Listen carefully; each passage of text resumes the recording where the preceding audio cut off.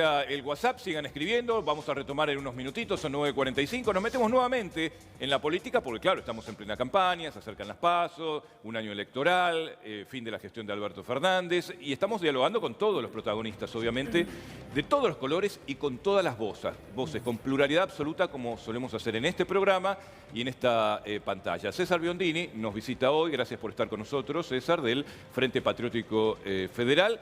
Y ya nos metemos de lleno, quiero preguntarte, ya la primera consulta, bueno, resumidamente tus propuestas concretamente, para saber en qué se diferencian también de los otros candidatos a presidente. Bueno, antes que nada, muchas gracias por la invitación, un gusto saludarlos. Bueno, nosotros somos el Frente Patriota Federal, la lista 95, somos un partido que nos definimos esencialmente como un partido patriota, nacionalista, y lo que nosotros venimos a plantear un poco es propuestas que se basan en el interés superior de la Argentina, en el interés superior del pueblo, la defensa del interés de la argentinidad, por sobre el tema de la usura, por sobre el tema del globalismo. Justamente lo que observamos y lo que criticamos en esta campaña es que observamos que todas las fuerzas políticas, digamos, de las grandes líneas, están todas sometidas al tema de la política del FMI o sometidas a Beijing o a Nueva York o a Londres, y nosotros lo que planteamos es recuperar la soberanía, recuperar el orgullo nacional y, bueno, frente a esa cuestión del planteo del globalismo, anteponer una propuesta bien nacionalista. Biondini, yo le voy a preguntar sobre la economía, ¿no? Teniendo en cuenta que también usted es economista y al respecto sabe cómo se sale de una crisis como la que nos encontramos en Argentina, teniendo en cuenta que tenemos que estar en esas continuas renegociaciones con el FMI. Aclaro, no soy economista, soy abogado, pero más allá de eso... pensé que era economista, perdón, error mío. No, por favor, al contrario. Igual tengo que saber de economía y nuestra propuesta de la economía es la siguiente. Nosotros planteamos que los acuerdos con el FMI, realmente así como están planteados, nos parecen nefastos. Nos parece que el planteo de la economía, digamos, de la cuestión de pedir y pedir y pedir, de una economía parasitaria que vive del préstamo y no de la producción nacional, es justamente lo que tenemos que cortar con las cadenas de la usura, y en ese aspecto lo que planteamos es, se ha hecho una auditoría que para nosotros es una auditoría falaz en cuanto a la deuda. Planteamos que tiene que haber una verdadera auditoría y que respecto al tema de los pagos, lo que planteamos es que hasta que la Argentina no pueda recuperar su economía interna, no puede continuar con los pagos. O sea, suspender los pagos, pero eso es importante destacarlo. Sí. ¿Sabe por qué le digo, César? Porque paradójicamente se acerca a las propuestas de la izquierda en este sentido. Digo, que dice no pagarle al Fondo Monetario.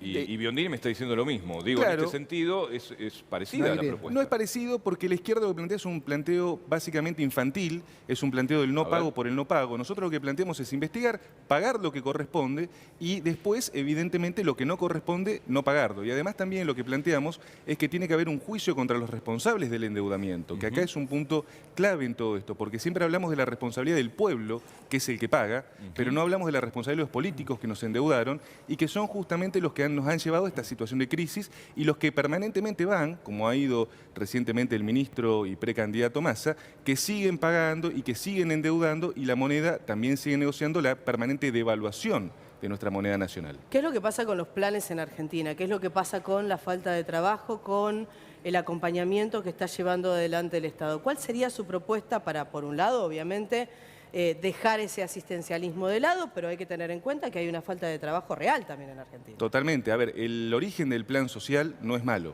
De hecho, países como Alemania, como Estados Unidos, en Europa, es muy común la asistencia social. Nosotros no somos enemigos de eso. Lo que pasa es que el plan social tiene un inicio y un final. Lo que está sucediendo en este momento es que hace 20 años se están aplicando planes y no hay corte y no hay tampoco origen de fuentes de trabajo. Y el tiempo prudencial, digamos, de ese plan social, ¿cuál sería o cómo debería funcionar? Lo que nosotros planteamos es crear una bolsa nacional de trabajo que justamente desde el Estado no solamente se promueva la asistencia social, sino también la adjudicación de puestos de trabajo efectivos, como ocurre, por ejemplo, en diferentes naciones del mundo, y reemplazar paulatinamente ese plan social por fuentes de trabajo genuinas. Si la persona, si el beneficiario no acepta las propuestas de trabajo, evidentemente ese plan social llega a su fin. Ahí cae, claro.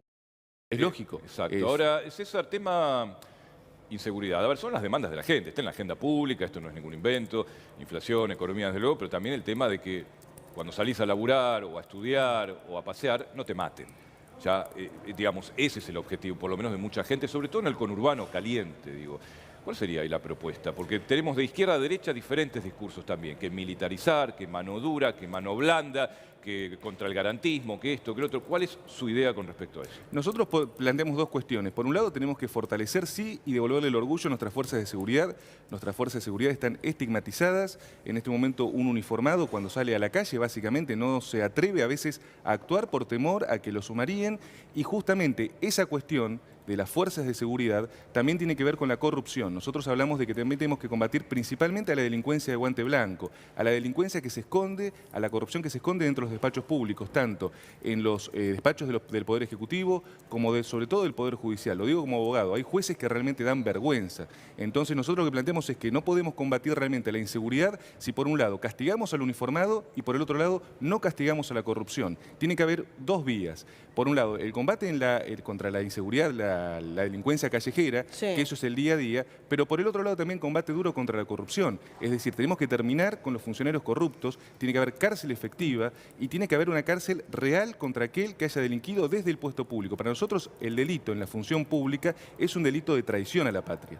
César, le agradecemos muchísimo este contacto con nosotros, que haya aceptado la entrevista. Por favor. Obviamente creo que va a ser, o me parece que es la manera de salir adelante con un país con diálogo y con todas las voces para que la gente sepa quiénes son los próximos candidatos presidenciales. Así que le agradecemos muchísimo. Muchas gracias a ustedes por la oportunidad y un gran saludo a toda la audiencia.